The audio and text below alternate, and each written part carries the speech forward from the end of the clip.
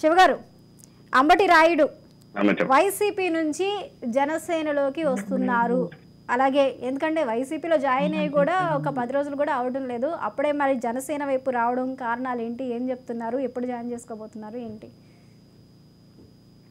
ముందుగా అంబటి రాయుడు జాయిన్ అవుతున్నారంటే first of all అందరూ కూడా ఏంటంటే దాని మీద ఒక ఈయన ఎప్పుడైతే వైసీపీలో జాయిన్ అయ్యారో తర్వాత ఈయన అక్కడ రాజీనామా చేసిన 10 రోజులకి రాజీనామా చేసిన తర్వాత కూడా సోషల్ మీడియాలో అనేక రకమైన ప్రచారాలు జరిగాయి. ఏంటంటే ఆయనకి ఏదో క్రికెట్ లీగ్ సంబంధించింది ఒక అగ్రిమెంట్ అయింది, దానిలో రాజకీయ పార్టీలు ఉండకూడదు అని చెప్పేసి ఆయన వైసీపీకి రాజీనామా చేశారని చెప్పేసి వైసీపీ తరపు సోషల్ మీడియా వాళ్ళు దాన్ని స్ప్రెడ్ చేసుకున్నారు, అంటే పార్టీకి డ్యామేజ్ అవ్వకుండా.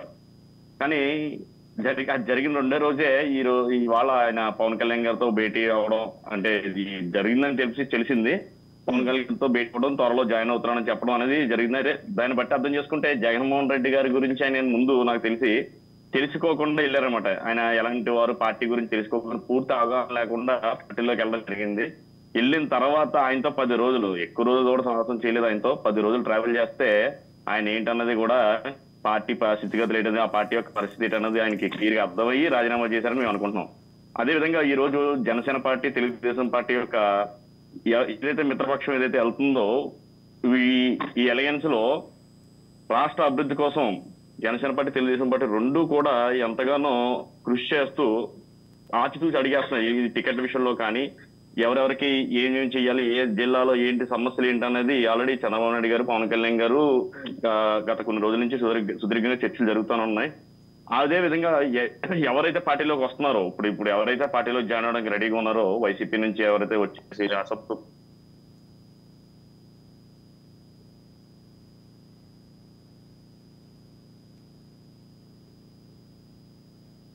నుంచి చెప్పండి.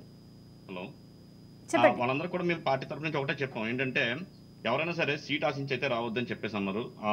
ఇప్పుడు ప్రజెంట్ వచ్చే వాళ్ళందరూ కూడా సీట్ ఆశించి చేసేదేమీ లేదు. ఎందుకంటే ముందు నుంచి పార్టీలో ఉన్న వ్యక్తులను కూడా మేము మాకు తగ్గ స్థాయిలో వాళ్ళని చూడాలి కాబట్టి మీకు తగ్గ స్థాయి మేము ఇవ్వడం జరుగుతుందని చెప్పేసి వాళ్ళు ఇంట్రెస్ట్ ఉంటే, అంటే వాళ్ళకి ఒక అభిమానం ఉండి రావడం జరుగుతుంది. అందులో భాగంగానే అంబటి రాయుడు గారు అంటే ఇప్పుడు వచ్చి ఆయన ఇంకా ప్రెస్ మీట్ ఏం పెట్టలేదు, నాకు తెలిసి రేపు ఎల్లుండిలో కూడా ప్రెస్ మీట్ పెట్టి ఆయన జాయిన్ అవ్వడం ఉంటుందని చెప్పేసి అనుకుంటున్నాం.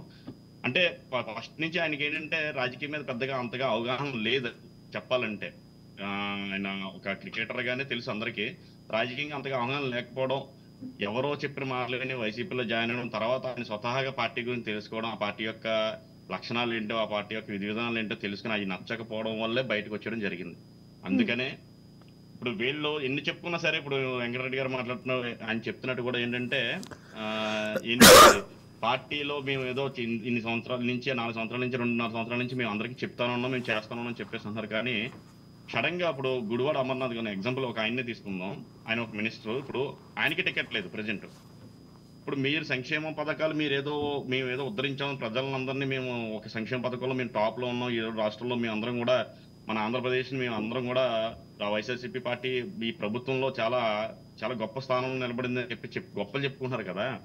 మరి వీళ్ళందరూ ప్రోద్బలం లేకుండా ఒక్క సీఎం గారి పని వల్లే అయిపోయిందని చెప్పేసి మేము అడుగుతున్నాం అనమాట. ఈ ఎమ్మెల్యేలు కానీ మినిస్టర్లు కానీ ఎవరు చేయకుండానే ఒక జగన్మోహన్ రెడ్డి గారు చేస్తేనే అయిపోయిందా? కింద స్థాయిలో ఏ నాయకులు పని చేయలేదా? కింద స్థాయిలో ఏ నాయకులు పని చేయకుండానే అవలేదు కదా. కింద స్థాయిలో నాయకులు పనిచేస్తానే కదా ఏదైనా అవుతుంది.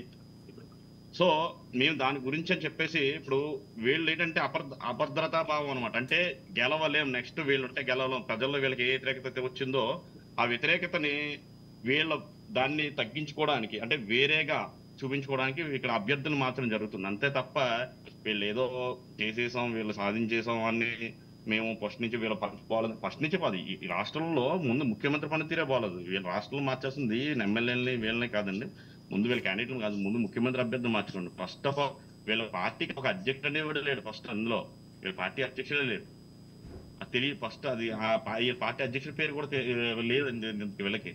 అలాంటిది విజయసాయి రెడ్డి గారు కూడా ఒక మాట మాట్లాడుతున్నారు, జనసేన పార్టీ